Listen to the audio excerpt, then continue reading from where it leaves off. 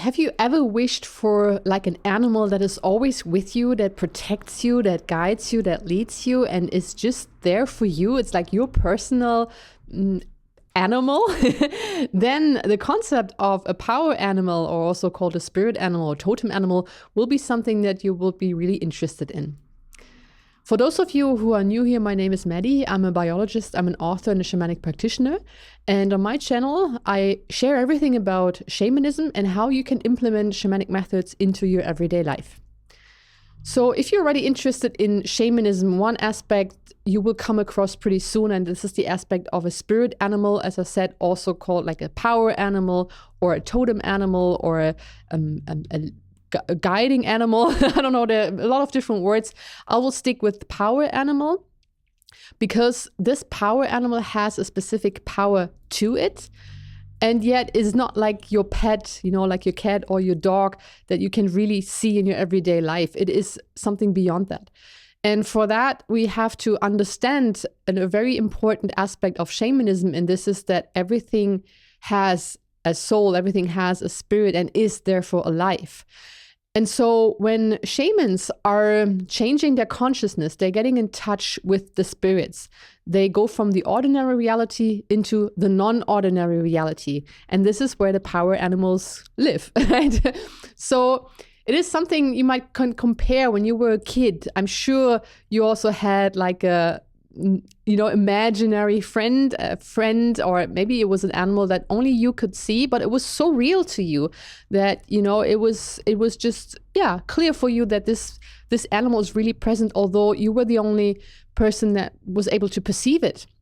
And basically, this is it, what your power animal is, right? It is not something that you can see with your naked eyes in the ordinary reality, but it is something that you can sense when you shift your consciousness and you shift into the non-ordinary reality, and then you can perceive your power animal. So the idea is that every person has a power animal from their birth time on. And you can have more than one power animal, but usually there is like one main power animal that you have from your birth time on. And this power animal represents like a specific characteristics of that specific animal that is also important to you. Like it is representing, some elements, characteristics, some talents that you also have within you. You might have not discovered them yet, but your power animal is there for you to help discover these talents and these qualities within you, because they're important for you to use in your everyday life, something that you want to become and you want to live because it's very unique to you. It's like your personality, your talents that needs to get out into the world. And so your power animal will help you to develop these qualities and to really bring them into your life.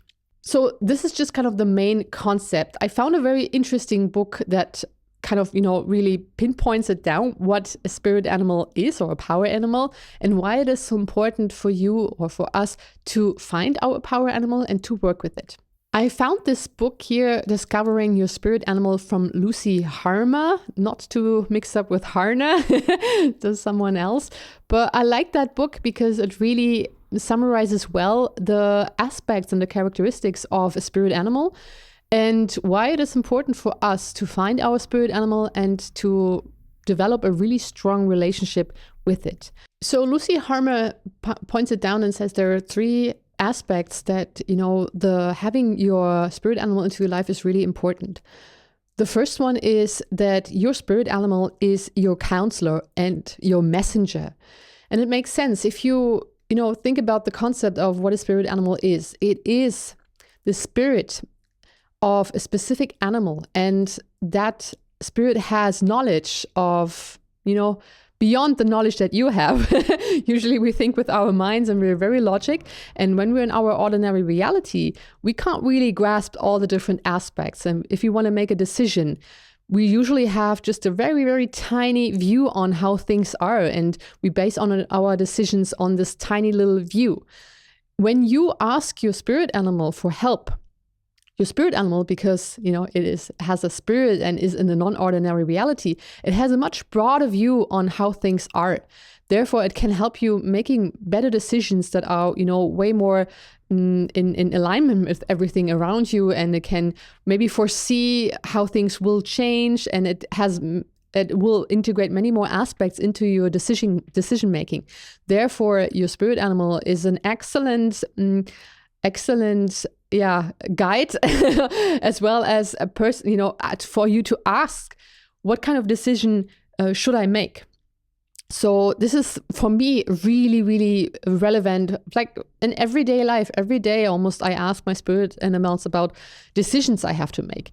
And I'm not meaning, what will I have for breakfast, or what kind of clothing should I wear today? I mean, really important decisions.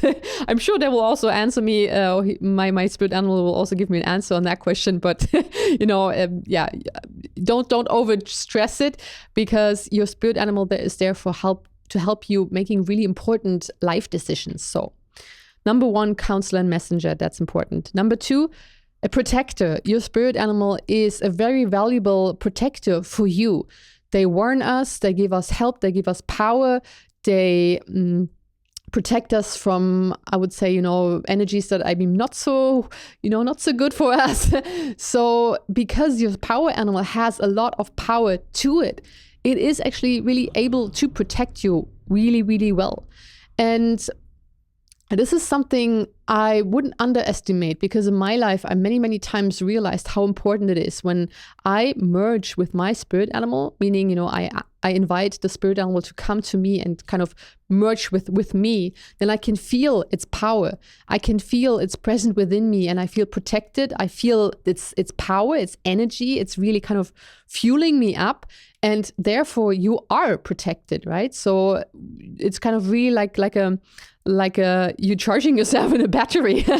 And when you charge, when you're in your power, when you are filled up with energy, then you are much more likely to perform better in certain situations. Whether there's someone coming to you, and he or she is yelling at you about something, you can be more centered when you are merged with your spirit animal in that very situation. So your spirit or your power animal can totally help you to protect yourself from, negative energies, from, whatever it is you want to protect yourself from. It also warns us if you, for example, you go on vacation and you're new in a certain area and you are not so familiar about that area, and you want to go somewhere and it was like, I shouldn't go there, I have a bad feeling about it. And you can always also ask your spirit animal, is it safe to go there? And they will warn you. Same thing when you go on a shamanic journey. Your spirit animal is your main guide that leads you and helps you through the shamanic journeying. So meaning when you alter your consciousness in order to enter non-ordinary reality, to get in touch with other spirits, then your spirit animal is your guide. It will help you, it will protect you, it will show you direction, it will warn you where not to go, what not to do. So there are so important allies to you. And also, depending on what kind of spirit animal you have, there might be different strategies, right? Just as in nature, a wolf might warn differently than a turtle, or, has different strategies how to avoid danger. And so just, accept the unique characteristics of how your spirit animal is handling things. And number 3, there are, of course, the most valuable teachers that you can have in your life, the spiritual teachers that you can have, because they have like unlimited access to knowledge. They I would say, know everything from my experience. So they will also teach you how to implement, their qualities into your life. For example, let's say a wolf, the characteristics of a spirit animal that is a wolf are usually something along the line of leading qualities, also like social skills, which go hand in hand with leading qualities, right? Also being able to make decisions, to lead people. If your spirit animal is a wolf, then this is what kind of qualities they ask you to implement into your life, because this is something that you're really good at. Maybe, even though maybe so far you haven't really used these kind of qualities in your life. And this is with every spirit animal. And you can always ask your spirit animal, what are the specific qualities that you want to teach me? What are my talents that I should bring into the life, into this world, right? And at the same time, I also recommend not to go, not to use kind of the stereotype things that you might read in different books. I've seen it many, many times. I also did it myself, reading about my spirit animal in a book. But usually what they do, it is more like a, generic idea of what that spirit animal has for certain qualities. What I find to be true, however, is that when you look into nature and the nature of this very specific animal, these qualities are usually very good as a like a translation to what the qualities are represented by the spirit animal. As I just said with the wolf, the wolf, from its biological point of view, the behavior, it is a very social animal. It lives in family units and they're very close with each other, a very caring animal. As I said, social skills at the same time. The leading wolf has to make sure that his group, the pack, the wolf pack is guided and protected by him. So these kind of qualities you can already kind of getting an idea when you look at the biology of your spirit animal. That's what I would recommend, as well as asking your spirit animal directly. So you do shamanic journey, ask your spirit animal, what are your qualities and what is it that I should bring into my everyday life? Speaking of shamanic journey, this is usually how you find your spirit animal. I'll tell you how I found my spirit animal. That was not through a shamanic journey. Well, not really, because before I knew about shamanism, I had a dream, and I dreamt that I was sitting I was at a bridge, and in front of me was an animal. It was huge. It was just right at me. It was right looking at me. And at that moment, I felt such a huge and strong connection to that animal, and I was fulfilled with love. I was fulfilled with happiness, and it just felt like coming home. And it was such a beautiful dream that I remember still so vividly. And a couple of weeks later, I started, the shamanic journeying. And the first thing usually you do when you start with shamanic journeying is that you get to know your spirit animal. And lo and behold, it was the same animal that I saw in that dream weeks before. Not even knowing what a spirit animal was. So I found it very interesting that, before I really started looking for my spirit animal, it already kind of presented itself to me. So if you want to find your spirit animal, then, you might even just ask for it in a dream, maybe tonight, if you want to, if you want to try it out, go to bed and have that intention in mind before you go to bed to sleep, that you want to meet the spirit animal, your spirit animal, in your dream tonight. Maybe it works. And what definitely works is when you go on a shamanic journey to find your spirit animal. If you're not that, far yet, if you don't know how to journey, I also recommend to just, someone else can journey for you. This is just the quicker version before you actually learned to travel yourself, to do shamanic journeying yourself, to ask someone if they can find your spirit animal for you. Also, to keep in mind, it is not that you can pick your spirit animal, but the spirit animal will pick you. I've seen it a couple of times where people were a little bit disappointed when it was not the big white wolf that, they got as a spirit animal, or the enormous bear or tiger or whatever, but it was the little squirrel or it was the little mouse, and it was like, oh, well, that's it. So whatever presents to you as your spirit animal, accept what's coming and be rest assured that this is exactly the spirit animal that you are needing in your life. It's not that there was a mistake because there is no good or better. It's like, well, a squirrel is not so good as like a bear. It has nothing to do with it. They all have different qualities. And just as in nature, they all have their, it all has its value to it. So just be accepting and be happy that your spirit animal came to you. Try to figure out why this specific animal, what are the qualities, and how you can also implement these qualities into your everyday life. And if you are curious and want to know what my spirit animal is, I won't tell you, because this is something that you have to also be aware of when you meet your spirit animal, and get to know them, get to be more familiar with them, and ask them if it's okay to share their presence with other people. And sometimes they say it's not a problem, but sometimes they also say, no, I just wanted to keep, just that is just something between us. Also with the name, you can ask your spirit animal for its name. And then also before you share it with others, make sure that it is okay for the spirit animal for you to share its name. And I also want to go a bit more in detail about, the numbers of spirit animals you can have. As I said, from what I've read and from what I've experienced myself, there is one spirit animal that is with you since your birth. So it is really like your main spirit animal. And I thought, this is it. I was happy. I found my spirit animal. And then I went to a class from a Foundation for Shamanic Studies here in Europe. That was the first basic seminar where you also go on a journey to find your spirit animal, or actually someone else is doing it for you. And so they found another spirit animal for me. And I was so surprised because wow, I thought I can only have one.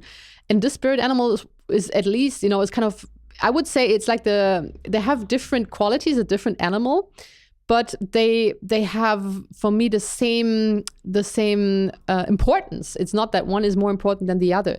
So I guess you can have definitely more than one spirit animal, and they will come to you into different timelines. Also, what I realized when I experienced it in my life was that I had a lot of different spirit animals that were just there temporary. So my two main spirit animals are now with me for many, many years. But I also had spirit animals like for example, the swallow or the rabbit or what else? Like a snail. There were so many, I can't really remember them all. And they were only there for me for a specific time. And they just brought some qualities into my life that were necessary for this specific period in my life.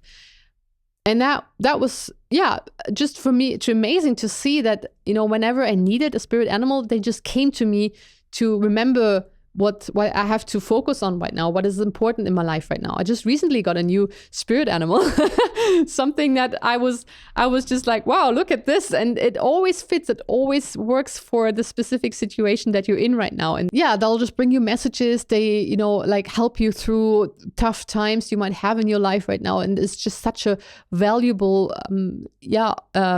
guide for you and such a big gift that you can receive.